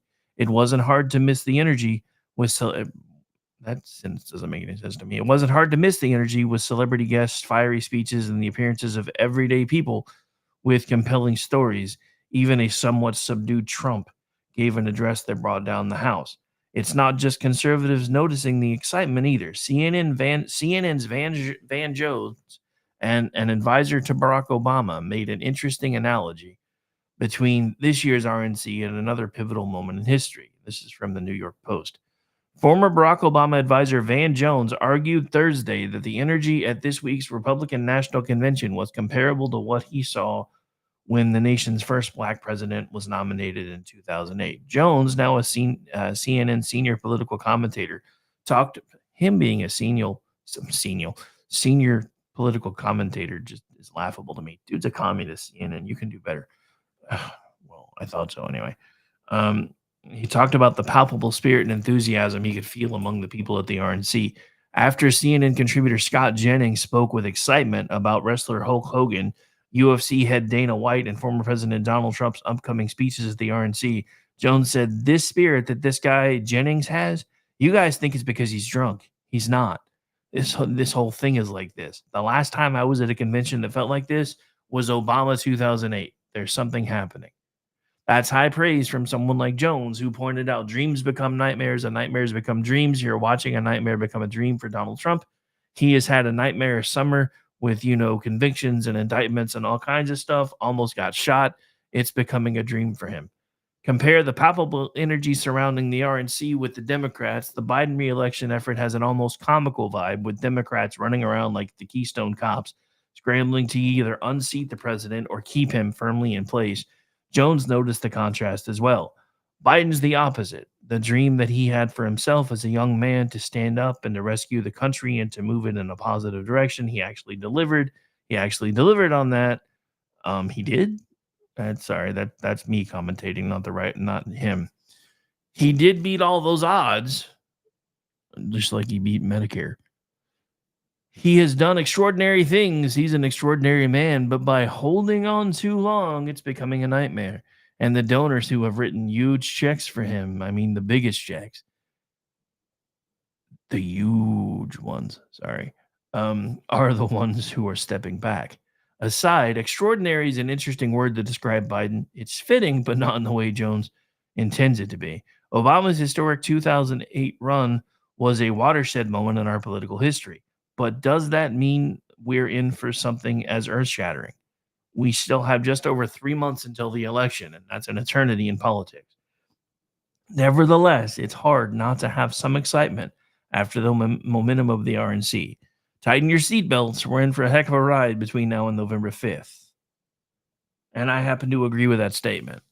Look, I'm not, for anybody who is actually intent on trying to change the country and shape it back to being an actual republic and making sure we're as free as we possibly can, I'm going to say what I always say. Focus on your corner of the world first. Make sure you and yours are okay. Then expand outwards if you can. But at the same time, make sure you're going to the ballot box, and not just for the national elections. Vote in your school elections. Make sure the people that you're putting in your school boards align with your ideas and your way of thinking. Make sure that the people that you're helping get in, that you help people get into city council that will, or town councils that will do the things that you feel need to be done. These are where we keep dropping the ball. I've said this over and over and over again since I started doing this. National politics is sexy. National politics is where everybody thinks the big money is. But local politics is really what matters most, because that's where real change happens. This is why when everybody was upset and downtrodden when the red wave didn't happen in 2022, I told them, I said, you're not paying attention. It didn't happen the way we wanted it to happen, but it still happened. One, we carried Florida to the point where Florida used to be purple. As of 2022, it was so bright red, I don't know if it's ever going to change back. But you know why? Because there are a lot of people in Florida that have either come here the right way or have come here not the right way, who still want the border closed. That was one of the most historic things that I heard from Fox News not too long ago, was they were interviewing people that had just snuck across the border. How do you feel about President Trump saying if he gets reelected, he's going to close the border? Close it. I don't want nobody else in here. I made it. I don't care. It's just the way we are. And for all of you, Jesus is socialist and Jesus wouldn't care about borders and Jesus wouldn't care about this, I want to remind you as we get ready to close out the program, because we are at just about that time. Not only is Jesus not a socialist, but heaven has the biggest walls and the sturdiest gates and the most stringent immigration policies known to man, because no man gets to the Father but through him. On that note, we are out of here for the week, at least for the Rick Robinson Show. I'll be back tonight helping out with He Said, She Said with Aggie Rican. What we're going to be talking about is TBD. Then John Katz and I will be live with Going Mental. We are going to be talking about the stigma around men's mental health, and we may even slide into the political realm a bit, because apparently even he got possibly a little fired up after last night. But at this point, ladies and gentlemen, I do have to tell you, this particular show, she be over. And I did it to myself again. One of these days, I'm going to remember that I have to change these things around now when I'm not on that board. All right, anyway, here we go. Now we're leaving. What? Over? Did you say over? Nothing is over until we decide it is. Was it over when the Germans bombed Pearl Harbor? Hell no! Closing time. Open all the doors and let you out into the woods. This isn't over until I say it's over! Closing time. Well, that's great. That's just fucking great, man. Now what the fuck are we supposed to do? Game over, man. It's game over. Closing time. Time for you to go out to the places you will be from. Closing time. This room won't be open till your brothers or your sisters come. I love you, Oklahoma. What a great crowd. I love you. Say goodnight, Gracie. Good night, Gracie. The preceding program was produced by KLRNRadio. Dang it, I need to record this one of these days. We're going to do it again. Hang on. The preceding program was produced by KLRNRadio. All rights are reserved and held by Double R Solutions LLC. All rights reserved. 2024. One of these days, I'll just pull it off of one of the clean ones when I do it, or actually go in and re-record it. But I'm leaving now that I've sufficiently embarrassed myself yet again. Bye, everybody.